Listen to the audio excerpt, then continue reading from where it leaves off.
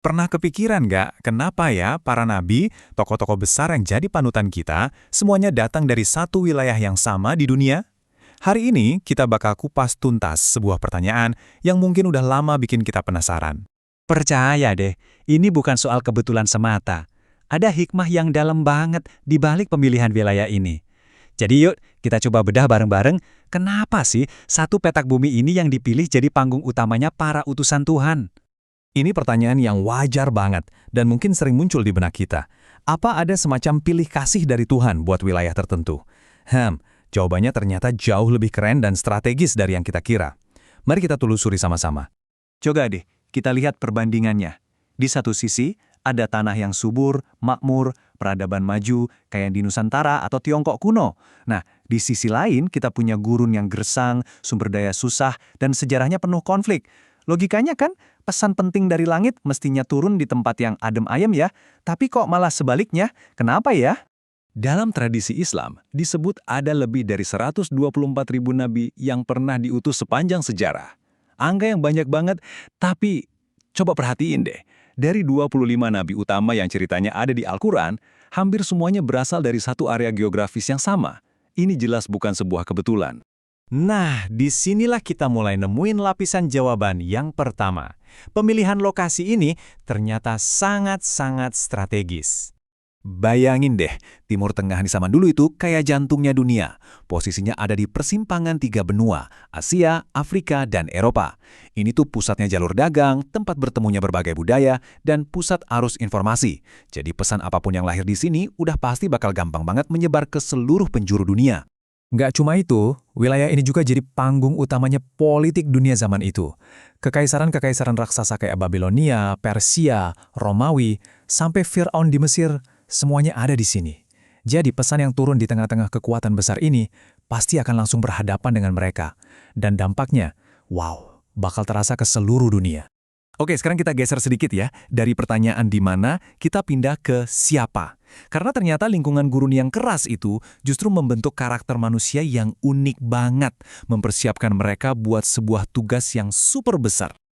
Kerasnya gurun itu bukan kelemahan loh, justru itu kawah candra di mukanya, tempat buat menempa jiwa.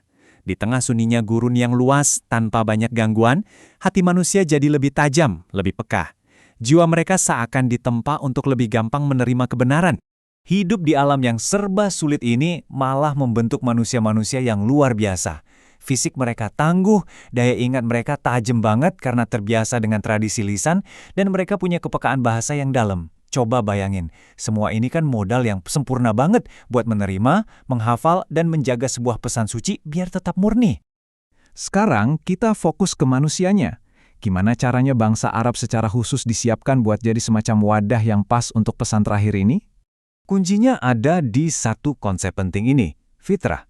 Fitrah itu kecenderungan alami jiwa manusia yang masih murni. Jadi meskipun masyarakat Arab zaman dulu punya banyak masalah sosial, pikiran mereka tuh belum terkontaminasi sama filsafat-filsafat atau ideologi yang ribet. Hati mereka ibaratnya masih kayak kanvas kosong yang siap dilukis dengan kebenaran. Nah, kombinasi tiga hal ini bikin mereka jadi wadah yang sempurna. Mereka punya bahasa yang kaya buat menampung wahyu, budaya lisan yang kuat buat menjaganya tetap asli, dan karakter yang tegas buat memperjuangkannya habis-habisan.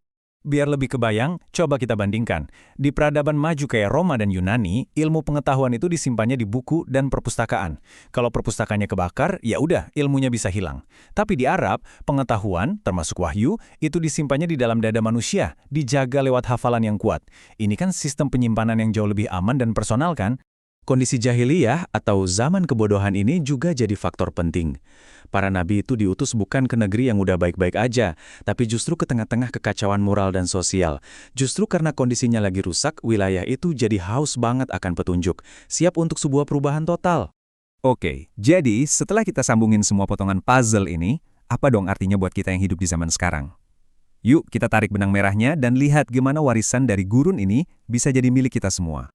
Jadi, intinya adalah pemilihan lokasi yang spesifik itu bukan untuk membatasi pesannya. Justru sebaliknya, itu adalah landasan peluncuran yang paling strategis. Sebuah cahaya yang pertama kali dinyalakan di tengah gurun, tapi sinarnya memang dari awal dirancang untuk menerangi seluruh penjuru dunia. Pesan ini berhasil melewati ribuan tahun dan ribuan kilometer untuk sampai ke kita hari ini. Ini yang bikin kita bukan cuma jadi penonton pasif sejarah. Kita adalah pewaris sah dari pesan para nabi. Pertanyaan besarnya sekarang, mau kita apakan warisan berharga ini? Ini bukan sekedar pertanyaan buat direnungkan loh. Ini adalah sebuah panggilan, sebuah warisan yang dijaga dengan darah dan air mata oleh para nabi dan generasi setelahnya, sekarang ada di genggaman kita. Jadi, pertanyaannya kembali lagi ke diri kita masing-masing. Bagaimana kita akan membawa dan menjaga cahaya ini agar terus menyala?